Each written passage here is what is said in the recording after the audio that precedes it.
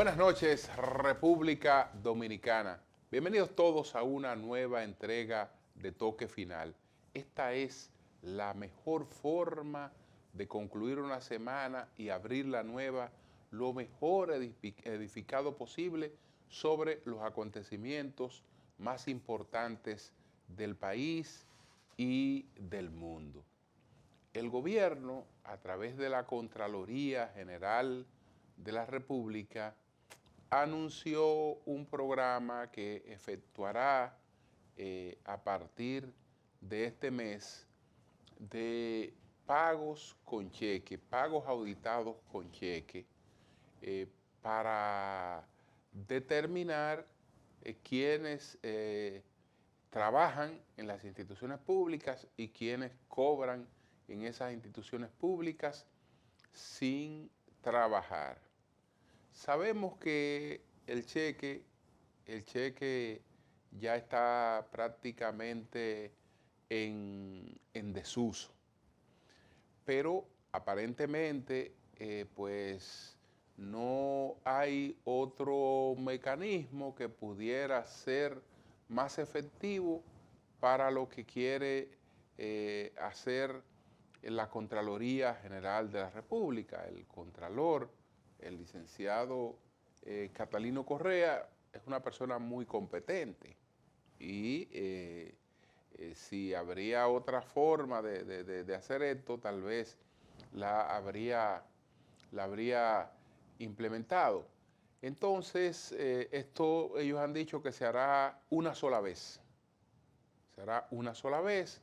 Las personas no solo van a firmar la recepción del cheque, sino a la vez un formulario que pretende ser un levantamiento de la labor que esa persona realiza, el lugar donde tiene su puesto, etcétera, etcétera.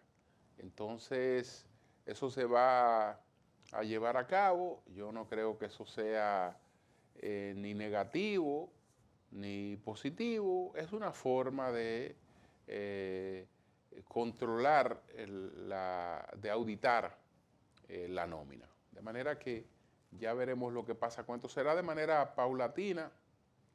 Dijeron que ahora se va a efectuar en unas 24 o 25 instituciones, entre ellas está el Ministerio de Interior y Policía, el Ministerio de Medio Ambiente, el Ministerio de Deportes, el Ministerio de Trabajo, el Ministerio de Educación Superior, Ciencia y Tecnología, la Tesorería Nacional, la Dirección General de Compras y Contrataciones Públicas, la Dirección General de Migración, el Instituto Nacional de Migración, entre otras entidades. Así es que ya aguardaremos por los resultados de este pago auditado, pago único, porque después se volverá al pago electrónico. Es decir, no es que se ha retrocedido, sino que se va a aplicar esto en una sola oportunidad.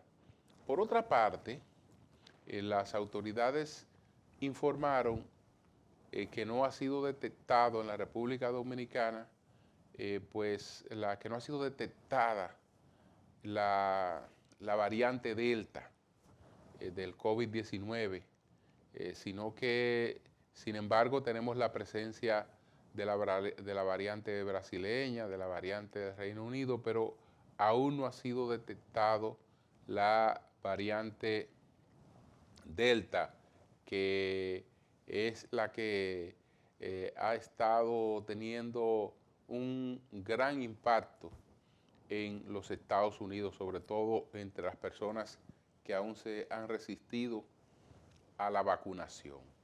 Por otra parte, señores, a propósito del COVID, lamentar el fallecimiento del doctor Guarino Cruz Echavarría. El doctor Guarino Cruz Echavarría era el director de partidos de la Junta Central Electoral. Se suma pues a la gran cantidad de personas que hemos perdido por el virus del COVID. En este caso, una persona pues relativamente joven, como el doctor Guarino Cruz Echavarría, lamentablemente falleció esta semana a causa del COVID-19. Y bueno, señores, ustedes saben que esta semana se produjo el fallecimiento de doña Yolanda Reina, la madre del expresidente Leonel Fernández. A los 94 años de edad, pues falleció doña Yolanda.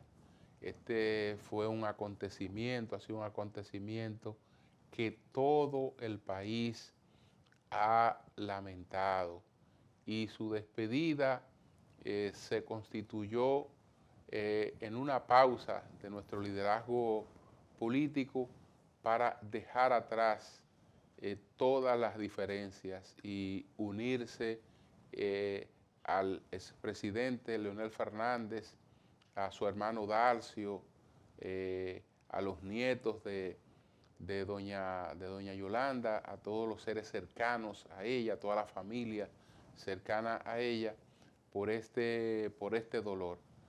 Por la funeraria Blandino vimos desfilar al presidente Luis Abinader,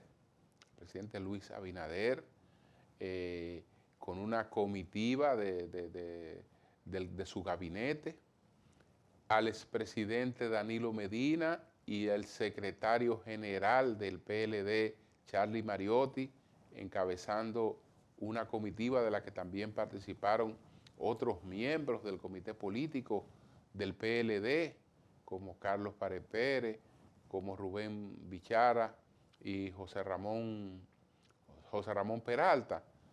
También estuvieron en la funeraria dos de los aspirantes presidenciales del PLD, Gonzalo Castillo y Abel Martínez, entre otros. El expresidente Hipólito Mejía pues le dirigió una carta de condolencias al presidente Leonel Fernández, y lo propio ha hecho toda la sociedad. Doña Yolanda es la representación de lo que es la negación de la madre dominicana, que busca vencer toda suerte de adversidades para encaminar a sus hijos, para sacar hacia adelante a sus hijos como lo logró ella, trabajando prácticamente sin tiempo libre, y el escaso tiempo libre dedicada a preparar la alimentación de sus hijos, que después, pues muy pequeño, ella para tratar de tener mejores ingresos, tuvo que irse a Nueva York con dos hijos, uno de 1 año, que era el expresidente Leonel Fernández, y otro de 5 años, que era su hermano Darcio. Y bueno, esto es trabajar en pluriempleo, de campana a campana, pero siempre con una visión clara, valores familiares para sus hijos y educación, que era lo que siempre aspiró a legarle, y ya vemos los resultados. Tuvo ella la oportunidad de ver cómo su hijo más pequeño, el expresidente Leonel Fernández, cómo su hijo más pequeño se convirtió en presidente de la República. Y fue una situación que la recibió y la vivió con la humildad que siempre le caracterizó. Si en algo influyó en las administraciones del presidente Fernández, fue en conciliar cuando pudo.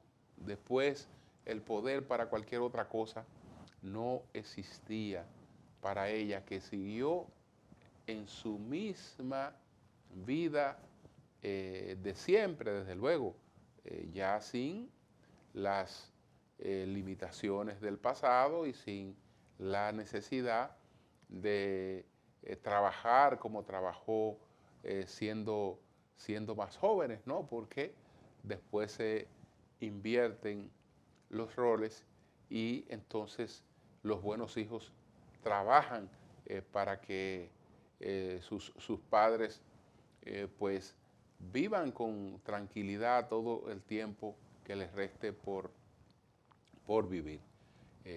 Nosotros, como lo ha hecho todo el país, expresamos nuestra solidaridad y nuestro deseo de que descanse en paz como lo merece doña Yolanda. Nosotros hacemos una pausa, retornamos en breve.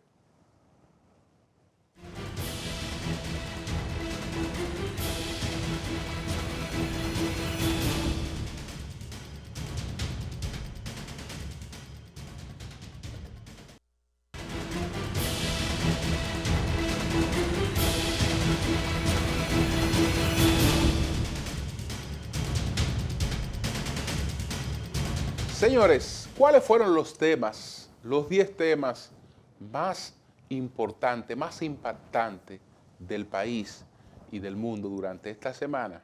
Vamos a verlos a continuación. Adelante.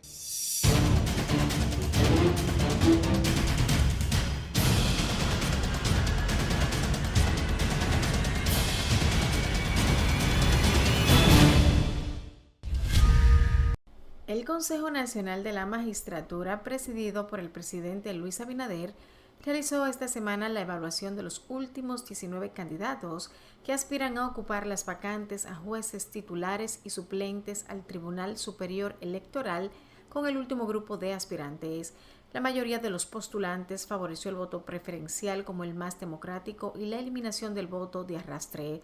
De igual forma, una propuesta común entre varios expositores fue la de otorgar a las juntas electorales locales las facultades para conocer los recursos de rectificación de los actos del Estado civil para evitar la mora procesal que sufren los que se ven obligados a hacer cambios en sus documentos de identidad. Durante las evaluaciones que realiza el Consejo Nacional de la Magistratura, la Procuradora General de la República, Miriam Germán Brito, cuestionó al actual presidente del Tribunal Superior Electoral, Marcos Antonio Cruz, sobre la existencia de conflictos internos dentro de la entidad a partir de su llegada en noviembre del año pasado.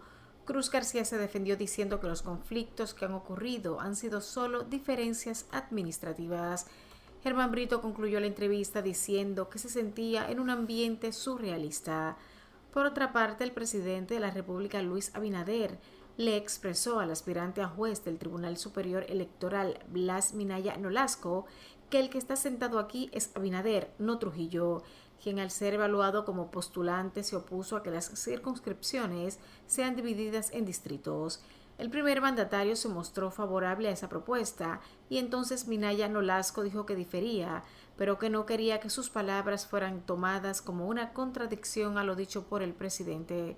Fue entonces cuando el gobernante le ripostó que no se cohibiera de disentir y que se expresara con plena libertad.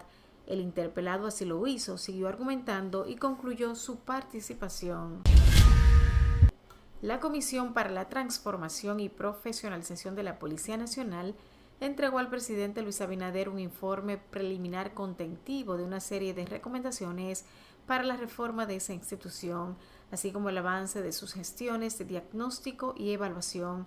Servio Tulio Castaños Guzmán, quien preside el equipo de trabajo, sugirió la integración de una comisión independiente para acompañar y dar seguimiento a los casos disciplinarios que se encuentran en curso ante las instancias disciplinarias. Castaños Guzmán cree importante la revisión del esquema salarial de la institución al tiempo de evaluar lo relativo al escalafón y al perfil policial. La comisión también evalúa el problema del exceso de generales y altos oficiales, por encima del tope establecido en la Ley Orgánica de la Policía Nacional 590-16. El equipo recibió de la Dirección General de la Policía los reglamentos internos elaborados hasta la fecha e iniciaron un proceso de revisión. Remitieron al Consejo Superior Policial un proyecto de reglamento de aplicación general de la Ley de la Policía Nacional y el anteproyecto de reglamento sobre el uso de la fuerza policial. El Poder Ejecutivo ascendió a 5 generales al rango de mayor general y los colocó en situación de retiro con disfrute de su pensión correspondiente. La medida está contemplada en el Decreto 444-21 del 19 de julio de este año. Los generales de la policía ascendidos y puestos en retiro son José Acosta Castellanos, Ramón Alcántara, Ramón Ciriaco Núñez, Víctor Antonio Campuzano Jiménez y Alejandro Dipré Sierra. Uno de los miembros de la Policía Nacional, José Acosta Castellanos, fue acusado de seducir sexualmente a una menor y posteriormente descargado por un tribunal en febrero de este año. El juez de la Cuarta Sala Penal del Distrito Nacional otorgó la libertad pura y simple a Acosta Castellanos tras no encontrar elementos suficientes sobre los hechos que se le imputaban. El gobernador del Banco Central, Héctor Valdés Albizu, aseguró que las entidades financieras del país no presentan evidencia de vulnerabilidades, ya que las pruebas de estrés realizadas bajo el escenario de una contracción económica significativa o una depreciación considerable del tipo de cambio, estas mantendrían niveles apropiados de liquidez, rentabilidad y solvencia, de acuerdo a las regulaciones nacionales y los estándares internacionales. Valdés Albizu explicó que en efecto, como resultado de las políticas monetarias y financieras implementadas, así como la adecuada gestión del portafolio de inversiones y la canalización de créditos a los sectores productivos y a los hogares, los activos totales de las instituciones financieras alcanzaron el 60.6% del PIB, exhibiendo un crecimiento interanual de 19.7%. El gobernador dijo que asimismo la dinámica del pasivo de las entidades de intermediación financiera representan un 49.7% del PIB al cierre del 2020, registrando una variación interanual de 20.6%, donde la mayor proporción corresponde a las captaciones del público, vía donde la mayor proporción corresponde a las captaciones del público vía los depósitos de ahorro y a la vista, los cuales aumentaron un 36.5% y 20.9% en términos interanuales. Se reportó que un comerciante fue herido y que las actividades productivas quedaron parcialmente cerradas en las primeras horas del primer día de la huelga convocada por 48 horas por el Frente Amplio de Lucha Popular Falpo en el municipio de Bonao, provincia Monseñor Noel, en reclamo de reivindicaciones. En sectores como Prosperidad y Los Transformadores, las calles fueron bloqueadas con neumáticos encendidos y escombros. Los manifestantes reclaman la construcción de canchas, club en los barrios Las Mercedes, Paraíso del Yuna y Prosperidad. También exigen equipar la unidad de diálisis y UCI en el Hospital Pedro Emilio de Marchena, asfaltado de las calles en Caribe, Jengibre, Rancho Nuevo, Atoviejo y Arroyo Toro. De igual manera piden la construcción de un paso a desnivel en la entrada de la empresa Falcon Bridge Dominicana y que se incluya en el presupuesto nacional del año 2022 los fondos para inicio del drenaje pluvial de Bonao. A un año de tomar las riendas del Ayuntamiento de Santo Domingo Este, el alcalde Manuel Jiménez enfrenta una crisis en la gestión de los desechos sólidos que se evidencia a lo interno de los barrios, en calles y avenidas del municipio más poblado de la provincia de Santo Domingo. La situación es descrita por los municipios como una bomba de tiempo que parece haber explotado en las manos de las presentes autoridades municipales, cuya imagen se ha visto salpicada, pero estos la atribuyen al mal manejo de pasadas gestiones. Aunque las quejas de los ciudadanos se intensificaron en las últimas semanas, acaparando titulares como La basura arropa Santo Domingo Este, las denuncias vienen de meses atrás. El déficit de camiones recolectores supera el 50% y las unidades tienen más de 25 años. Como una salida a la situación, el secretario general de la Liga Municipal Dominicana, Víctor de Asa, informó recientemente que por orden del presidente Luis Abinader será construido un relleno sanitario a fin de buscar una solución definitiva al problema. El nuevo primer ministro de Haití, Ariel Henry, anunció el pasado lunes la composición de su gabinete, en el que mantiene varias figuras del anterior ejecutivo, entre ellos Claude Joseph, que será canciller después de dejar la jefatura de gobierno. El propio Henry, nombrado para el cargo el pasado 5 de julio, 2 días antes del asesinato del presidente Jovenel Moïse, asumirá también la cartera de Asuntos Sociales y Trabajo, que ya dirigió entre 2015 y 2016. El gabinete cuenta con 18 carteras y se mantienen figuras importantes del último gobierno, como los ministros de Justicia Rockefeller Vincent, de Economía Patrick Michel Boisper y de Salud Marigreta Roy Clement. El gabinete también lo integra personalidades de la oposición, como el senador Dussel Simón Desras, del partido Famille Lavalas de izquierda, que asumirá la cartera de planificación. Del mismo modo, el gabinete integra algunas figuras procedentes de la sociedad civil, personas del mundo empresarial o técnicos de carrera. Martín Moïse, viuda del presidente haitiano Jovenel Moïse, asesinado el pasado 7 de julio, quien regresó al país el fin de semana pasado después de haber sido hospitalizada en un centro médico de Estados Unidos, anunció que su familia costeará el funeral de estado de su marido, rechazando que se emplee dinero público para este fin. La oficina de la primera dama aprovecha para informar al público que la familia presidencial desea asumir los costes asociados al funeral del presidente de la República. Para ello, no pretende beneficiarse del apoyo financiero del Tesoro Público, afirmó un comunicado. El funeral de Moïse se celebró desde el pasado viernes en la ciudad de Cap-Haitien, la más importante del norte del país, y tuvo lugar en la residencia privada de la familia del mandatario asesinado.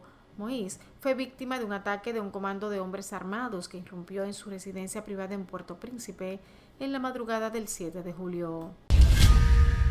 Tras un agónico recuento de los votos de la segunda vuelta electoral celebrada el 6 de junio y después de semanas de impugnaciones y de batalla legal en Perú, el Jurado Nacional de Elecciones declaró ganador al candidato izquierdista de Perú Libre, Pedro Castillo. Castillo logró imponerse a la derechista Keiko Fujimori de Fuerza Popular, que aspiraba por tercera vez a la presidencia del país, cuyos reclamos dilataron el nombramiento de un vencedor. El anuncio llega a pocos días de su toma de posesión y de que el nuevo presidente de Perú para el periodo 2021-2026 asuma sus funciones el 28 de julio. Fujimori asumió su derrota en las elecciones y dijo reconocer los resultados porque es lo que manda la ley y la Constitución que ha jurado defender. No obstante, insistió en que Castillo había ganado de forma ilegítima y anunció movilizaciones en defensa de la democracia. De acuerdo con el recuento de votos, Castillo, un profesor rural de 51 años, obtuvo el 50.12% de los sufragios en el balotaje del 6 de junio, frente al 49.88% de Fujimori. Finalmente, los Juegos Olímpicos de Tokio 2020, oficialmente conocidos como los Juegos de la 32ª Olimpiada, iniciaron el pasado viernes 23 de julio y finalizan el próximo 8 de agosto. En una primera instancia, el evento se iba a desarrollar entre el 24 de julio y el 19 de agosto de 2020, pero debido a la pandemia de COVID-19 que provocó el abandono de Australia y Canadá, acordaron aplazar el evento manteniendo el nombre de Juegos Olímpicos de Tokio 2020. Decenas de miles de deportistas, autoridades, personal y medios llegan a Japón en medio de un estado de emergencia para Tokio y de una amplia oposición entre la población. La presidencia de Tokio reconoció que los Juegos de la capital nipona serán completamente distintos a los del pasado, pero aseguró que el sentimiento y la expectación serán los mismos. El evento se desarrollará sin la presencia de espectadores de fuera de Japón, como medida para contener la propagación de la pandemia de COVID-19. En tanto, República Dominicana llevará la mayor delegación de su historia a los Juegos Olímpicos de Tokio 2020 en 2021. Serán 66 deportistas repartidos en 11 disciplinas, incluido el béisbol, donde competirá por primera vez desde Barcelona en 1992. Al frente desfilaron como abanderados la voleibolista Priscila Rivera y el boxeador Rodrigo Marte. El país también tendrá representación en halterofilia, taekwondo, natación, saltos, hípica, judo, remo, entre otros.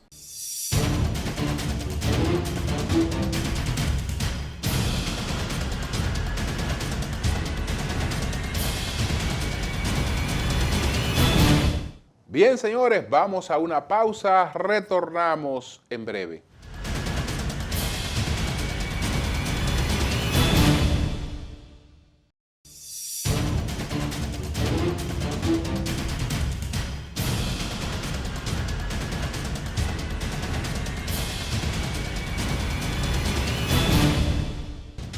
Bueno, señores, casi un año de gobierno del presidente Abinader ha tenido dos crisis fundamentales, además de la crisis que encontró que fue la pandemia del coronavirus. Y esa crisis como tal también es una crisis económica, es una crisis sanitaria y es una crisis económica. Entonces, a esa crisis se añade el barril sin fondo de las sedes, el incremento astronómico del subsidio eléctrico que ha pasado de 33.000 a 59.000 millones de pesos, cosa que lo han querido dibujar de cualquier forma para tratar de quitarle a eso la gravedad y el impacto que eso representa. Pero aparte de eso, entonces está una crisis que, aunque no es del gobierno, le cae directamente a la imagen del gobierno. Es el colapso de la alcaldía de Manuel Jiménez en lo que tiene que ver con la recogida de los desechos sólidos en Santo Domingo Este.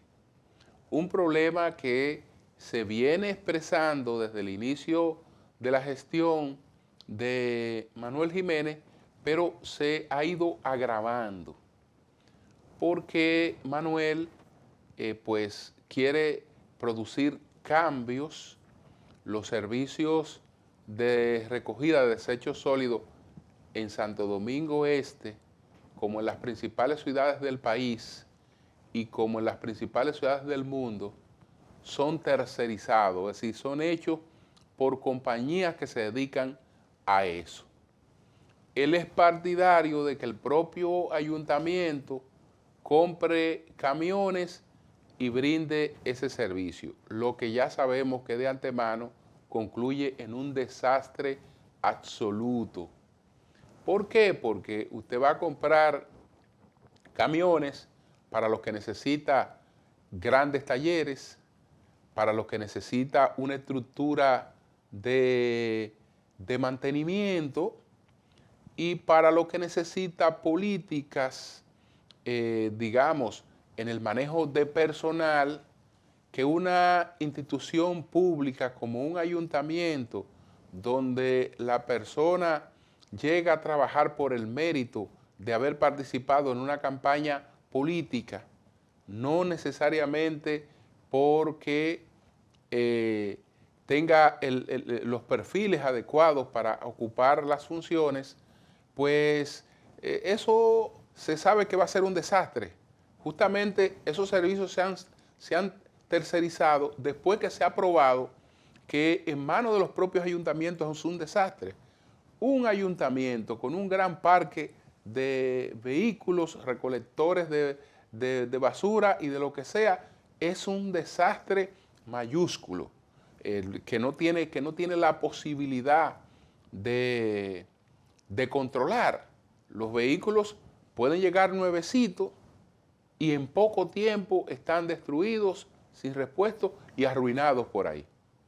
Entonces, puede que las compañías que desarrollan ese trabajo en el sector privado tengan incumplimiento, puede que tengan defectos, puede que tengan fallas. Lo que hay es que tratar de corregir esas cosas. Si la compañía que está no le conviene, pues tratar de, por los mecanismos de rigor, rescindir esos contratos y suscribir contratos nuevos.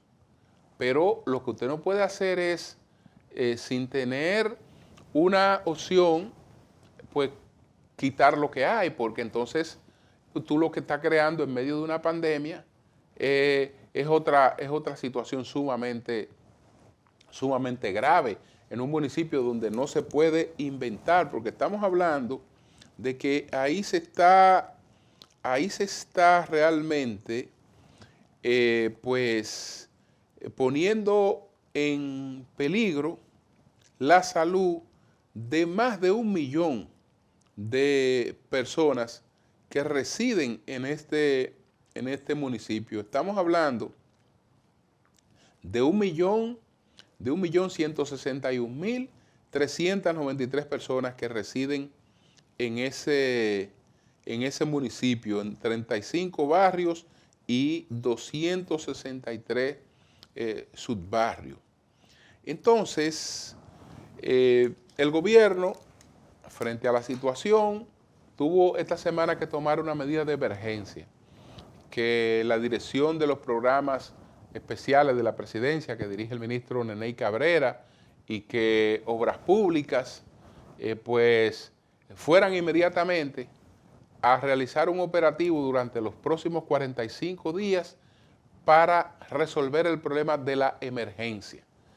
El hecho de que se haya tenido que haber hecho este operativo es una evidencia de la incapacidad de la alcaldía para resolver por sí sola este problema. El alcalde dice que ya eso se va a resolver porque vienen unos camiones que él compró, pero los camiones que él compró son para una circunscripción y ni siquiera la que es más grande en términos del cúmulo de basura en ese municipio. Entonces, no hay una cierta capacidad o disposición de diálogo, de conciliación, y sin eso no hay gestión pública que pueda desarrollarse con éxito, porque un funcionario, un ejecutivo municipal, es el conciliador de intereses que él trata de llevarlos a que tomen el camino más conveniente para toda la municipalidad, pero siempre habrán intereses y esos intereses tienen que ser conciliados en beneficio de la municipalidad. El que va a una función como esta a pelear, a enfrentar y a pretender inventar el agua tibia, le pasa esto que le ha pasado a Manuel, que ahora hay que ir a auxiliarlo porque él no puede con la crisis que tiene. Pero ¿qué pasa? Que después que ese auxilio ya no esté, la crisis vuelve. ¿Y qué hacer? ¿Qué hacer? Entonces, ojalá que haya asimilado esta experiencia y tenga un cambio, porque a él le quedan 3 años de gestión municipal y no puede ser sobre la base de una impopularidad y de una imagen que se vea realmente tan sacrificada, cosa que él, por su trayectoria, realmente no merece. Vamos a hacer una pausa y entonces después vamos a presentar las 3 preguntas de esta semana que se las formulamos al ingeniero Bernardo Castellanos a propósito de la crítica situación de las sedes, del notorio incremento en la ineficiencia de las sedes. Adelante.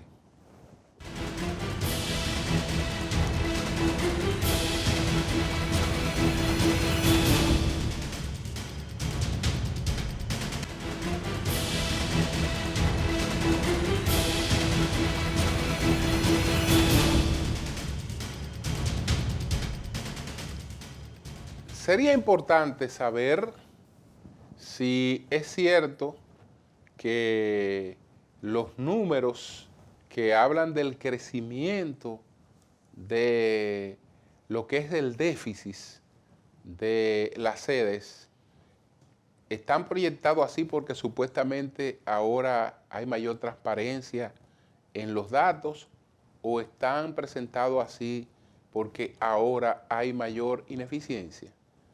Las preguntas se las formulamos al ingeniero Bernardo Castellanos, quien es uno de los principales expertos del sector eléctrico en la República Dominicana. Adelante.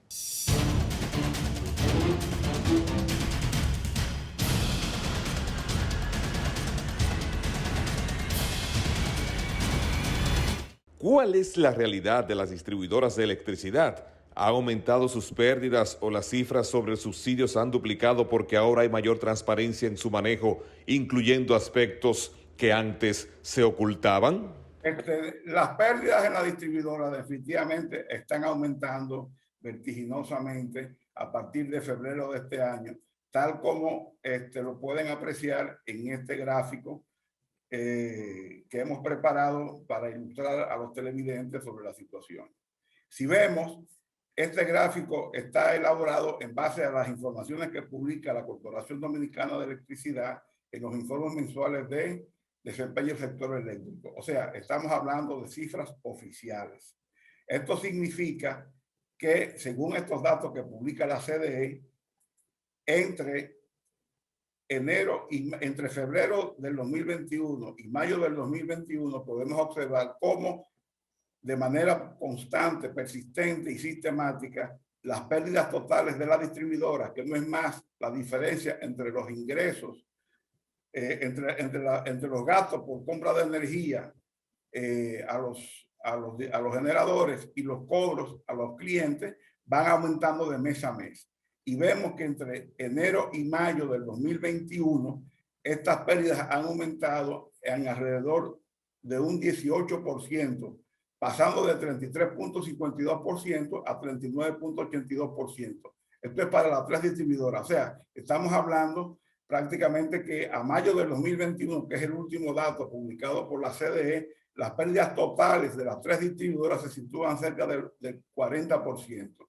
Este incremento del 18% en las pérdidas coincidencialmente es similar al incremento que experimentó el subsidio al sector eléctrico, originalmente consignado en el presupuesto del 2021 y que fue ampliado en el presupuesto complementario.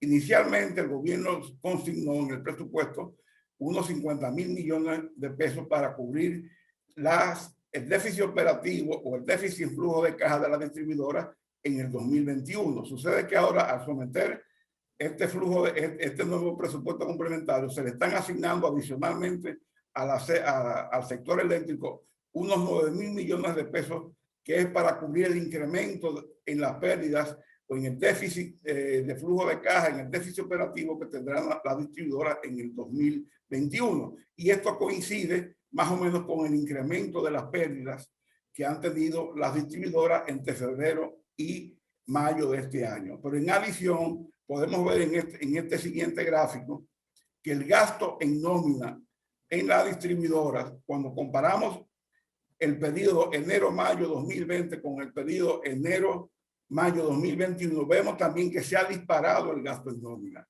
con relación al mismo periodo del año pasado. Mientras en el 2020, entre enero y mayo, el total que se gastó en nómina, o sea, pago de empleomanía en la distribuidora, fue de unos 40 millones de dólares.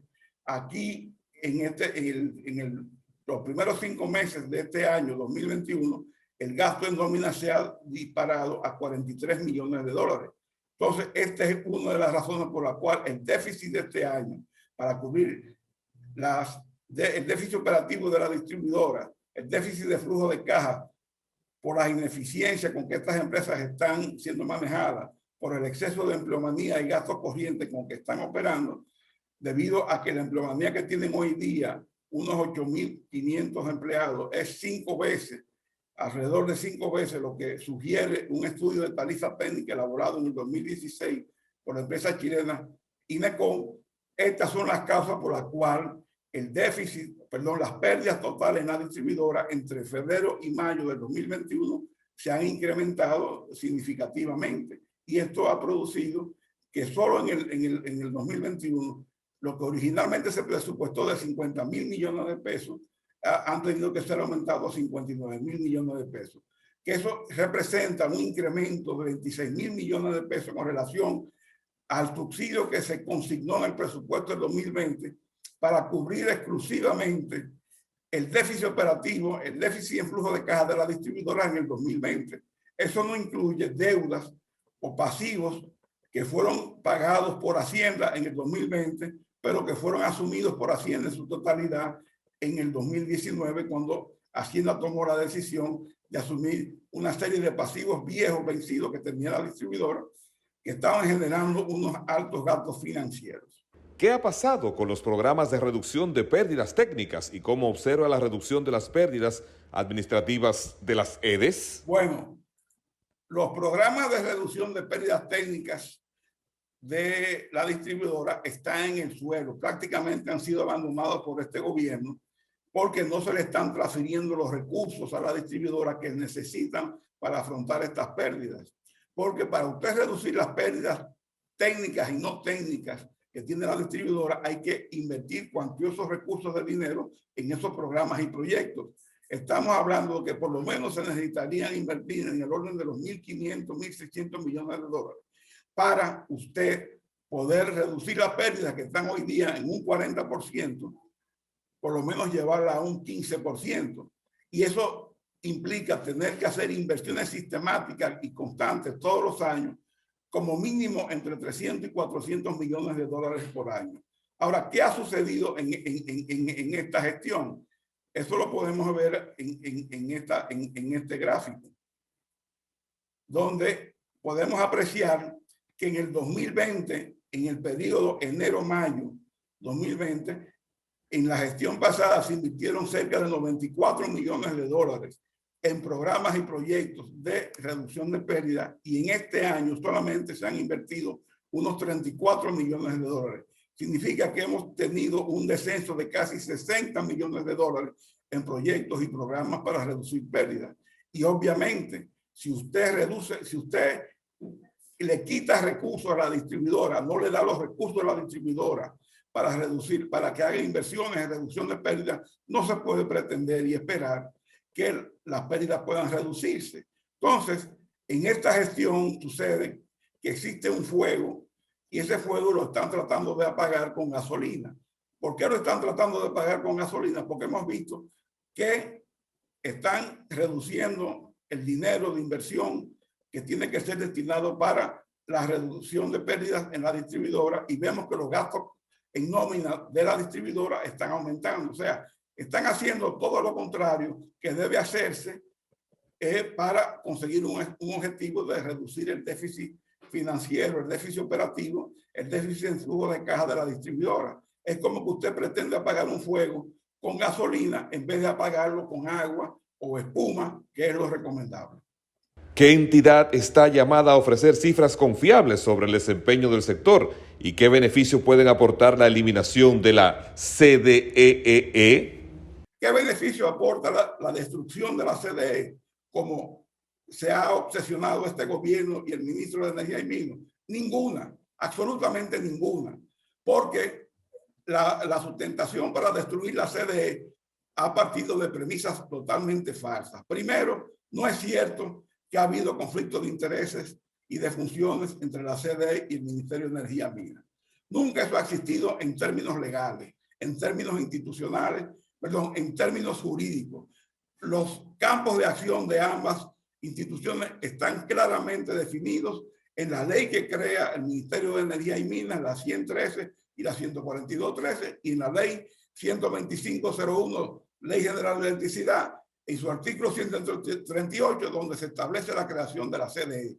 El ministerio es para planificar y para trazar políticas públicas. La CDE es el holding o la entidad, la máxima autoridad de las empresas eléctricas estatales. O sea, en el ámbito de operación comercial es la que tiene que trazar todas las estrategias comerciales y organizacionales de las empresas eléctricas estatales, que son la empresa de transmisión, la empresa de generación hidroeléctrica, las distribuidoras y la central Punta Catalina. Entonces los renglones están muy bien definidos y separados.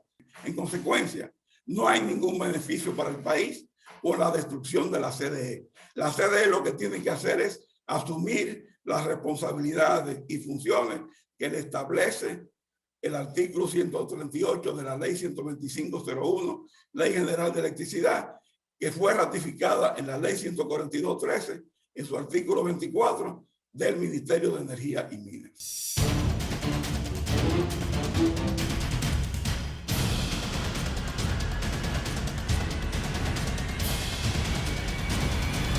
Bien, señores, vamos a una pausa, retornamos en breve.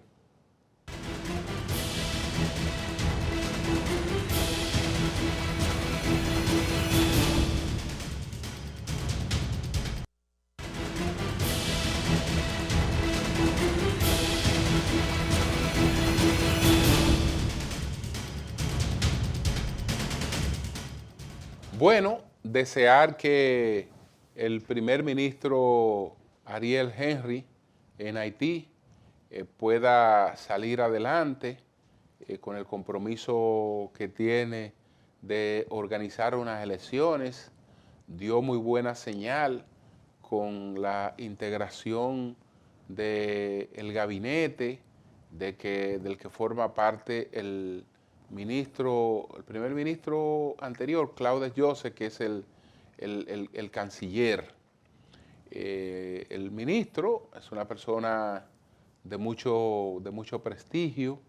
Todos recordamos que en las Navidades su hermano visitó Haití junto con una sobrina y fue secuestrado, que el hermano es la